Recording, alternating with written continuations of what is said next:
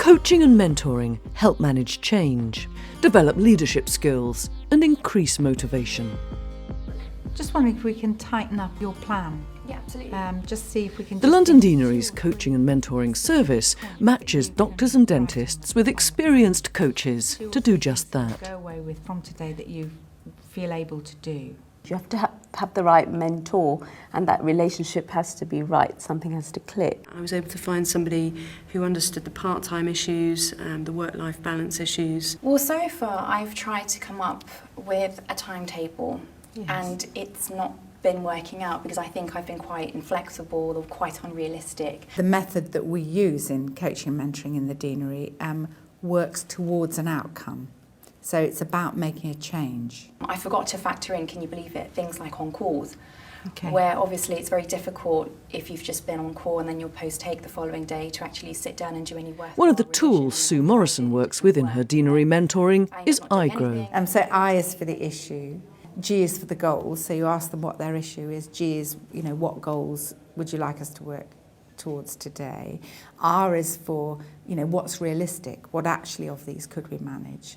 And then O is for the options to actually flesh out what the possibilities might be.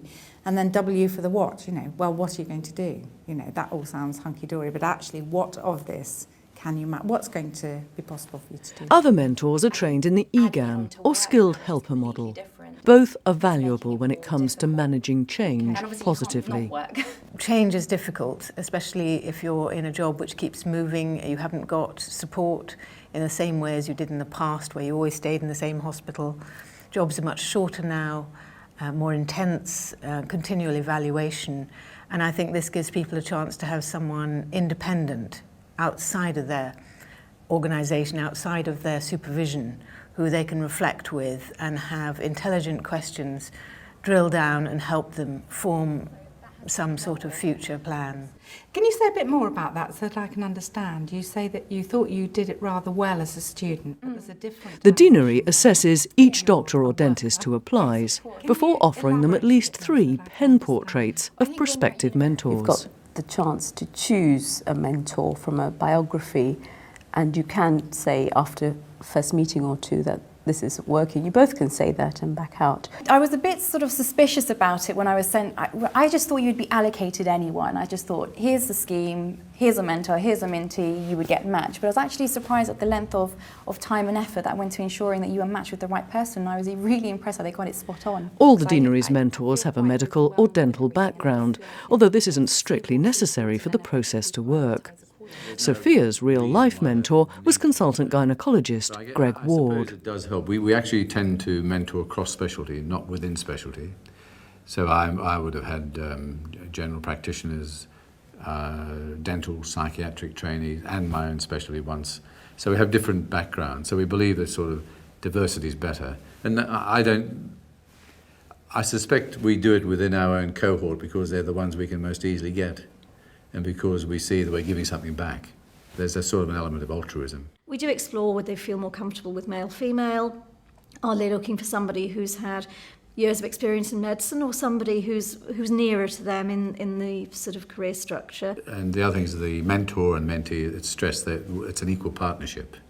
It's not about advice giving, and also ultimately it's about change. I don't have pearls of wisdom to give you. I think you have your own pearls of wisdom, and I think through our discussion... It's sometimes mistakenly assumed that coaching and mentoring is only for those with problems, but nothing could be further from the truth. Don't be worried of any negative connotations that you might have associated with the term. It doesn't mean there's anything wrong with you. In fact, the most effective people need the mentoring. Can you think of you at your most able, the day that you can sort out the world? What would you, at your most able, advise the you who is struggling a bit to manage all this? To try and put themselves in someone else's shoes and take a step back. Okay. So you're going to take a step back?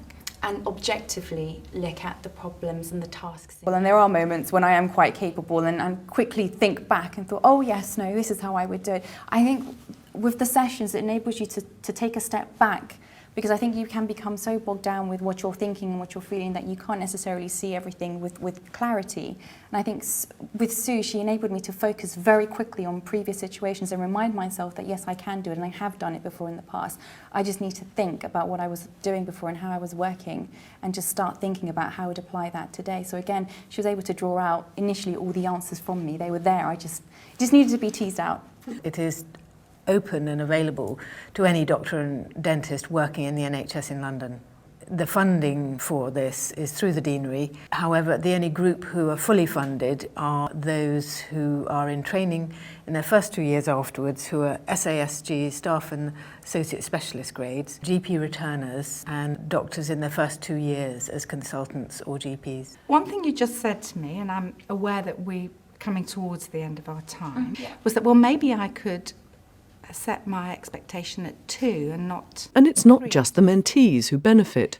One perhaps surprising finding is that the mentors report that being a mentor develops their own potential on a variety of levels, including their leadership qualities, as GP Induja Bandara can testify.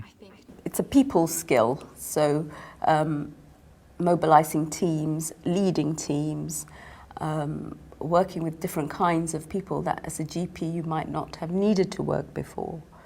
So it's hugely beneficial for as part of your leadership skills. But is there anything now from our discussion that you feel you could take forward? Coaching also raises morale, increases job satisfaction and encourages a climate of trust and support. We have done an initial evaluation after the first year, and that was very positive for both the mentee and the mentor, but there were plenty of things for us to learn and develop from, and we have implemented quite a lot of change since then.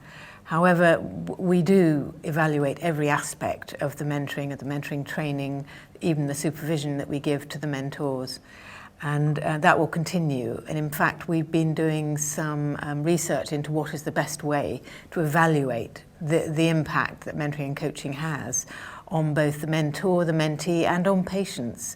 That is going to be the biggest challenge, is how we're going to prove the effect on patients, although we know that if you have a doctor who is helped, it's going to automatically impact on the patient. I think that being able to have 4 sessions, it doesn't sound like a lot, but spread out over the year meant that it got me thinking about what did I really want to do, and based on feedback from trying out various strategies, we could reflect together on test out were those the things I really wanted to do. I used her to help me to think about work-life balance, job planning, and the things that were important to me as a working part consultant, part mum. Is that a situation you've been in before? Yes, again, as a student at university. And how did you manage that when you came across this situation before? Through those mentoring sessions, we were able to work through the problems, propose solutions that were actually beneficial and worked. And it was absolutely a fantastic system, and I can't recommend it enough. Having been somewhat of a cynic in the beginning, because being a sort of a non-reflective sort of, we did it in our day, get on with it, I've come to realise how invaluable the process is. I'm in a new consultant group as well, which I set up, and I've subsequently recommended a couple of my peers to the mentoring system, and they're going through it at the moment as mentees and finding it equally valuable. And you know, with the mentees that I have now, where I've seen people blossom and just go for it, all their berries are gone and they're up running, and I think it's because we clicked from the beginning. I'm always thinking, what did I do something right, or was it them, or what happened to make this so fabulous, these mentoring sessions? I don't know.